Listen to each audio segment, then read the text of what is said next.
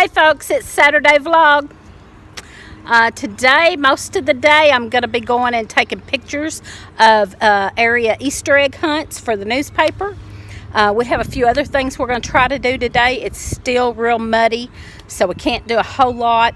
I'm going to do a little bit in the house and wander around the yard and try to do a few things, but it's still pretty muddy, so there's not a whole lot we can do. I do have to go out, like I said, take pictures for the newspaper of the Easter egg hunts around the county today. And then Lee is cooking the barbecue for our Easter dinner tomorrow. It's the Buff Orpingtons. I was able to put them out. We put them out in the pen last night. And they're doing great today, so I'll show you those and a few other things that we're working on. Not a whole lot to show because, like I said, I've got to work part of the day and it's so muddy we can't really get out in the yard a whole lot and do much. But y'all stay tuned and see what we got going on.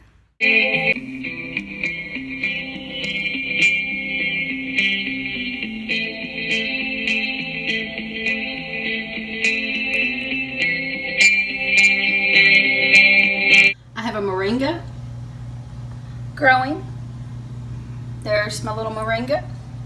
I don't have it in the tall black pot, but I put it in a tall plastic that was a juice jug, and I planted it in there and it is growing, so we'll see how that goes. I have two others planted, but they haven't come up yet, so I'm not sure, but at least I have one to work with. And then I have one of these growing in my eggshells that I planted. Only one of them's growing, but that is that. Not real sure what that is, and I don't even know how to pronounce it, but Scratch Made Homestead had those seeds at the seed swap, and I'm not sure what it is. I've looked it up. Still not sure what it is. It's some type of a fruit, I believe. And so I have one of those growing. I'll be taking that whole shell and putting it in a pot. I'm going to have to look up the instructions. I didn't get the instructions on the moringa, but Deep South Homestead had those seeds. And I need to get the instructions offline on exactly what to do with that. I have a lot of basil that's coming up good. What I need to do with that now is take these little ones out around it and just get maybe two growing in this. And then when they start getting bigger, I can transplant those. But you have to separate some of these so that they'll grow better.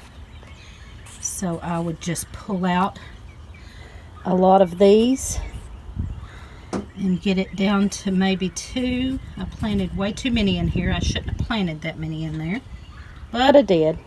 Take out a lot of these and just I think I'm gonna leave 4 for now, and if they get too crowded, but I'll be transplanting those anyway, so I'm just gonna separate out most of those and leave 4 and let them get a little bigger, and then I'll transplant them on into pots or in the garden. But these two are so funny. This dog goes and sits by that horse all the time like that's her best friend. And I guess it is. When there's nobody outside, if Lee's outside or somebody's outside, she gets by them. But if nobody's outside and she's out there by herself, she goes and sits by the horse for hours. It's pretty funny. I finally got the Buff Orpingtons put out outside, and I just had to go ahead and do it because they were getting so big. They were just too big for the little cage I had them in, so I finally put them out here in the coop. It was so muddy, I hated to put them out. It has rained and rained and rained here, and it was so muddy, but I finally put them out into the big pen. And what I done, we got out here last night and we put down some tin across the spots that were so muddy. So we had some old tin from where we used on the sheds and stuff, and he had that piled up. So we come out here and we got some tin so that they can walk around without being in the too much mud. And so they seem to be doing great. They're even getting along with the bigger ones already. That's good. The sapphire gems, the 2 sapphire gems and the 2 Americanas, they are up there roosting for some reason. I guess because it's still kind of damp and cool out here. We have the strawberries are just blooming like crazy. Sometimes my favorite thing for lunch can just be something simple, something out of my garden that I have canned, like this. These are the fermented eggs that I done not too long ago, and the pickled green tomatoes that I canned back in the summer. That's lunch, y'all. Alright, it's getting about mushroom season. Been out here kind of looking a little bit. I've got some of these dryad saddles or pheasant back mushrooms that are starting to come out. Yeah, I'm gonna let these here grow some. And I've got a few other spots that has some of these here growing. And we've got morels that come up back here. They're not up yet. Some people are starting to get some around here. We have pulled a pork shoulder out of the freezer that we are going to make a barbecue for Easter. We usually have the traditional ham on Easter, traditional for us for Easter, but this year we didn't have a ham done, so we pulled out a pork shoulder from the hogs we'd raised, and Lee is going to cook barbecue all day Saturday and then have that Sunday for Easter.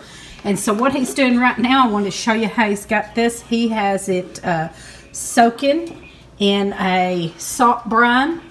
He said he used salt and pepper, Creole seasoning. Let's see, the meat Lee is grilling for Easter. There it is.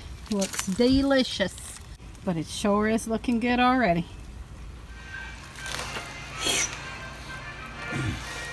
Got that meat off the grill. Fixing to cut that up and chop it up. Wait for it to cool a little bit more. Ooh. Doesn't that look good? Making y'all hungry?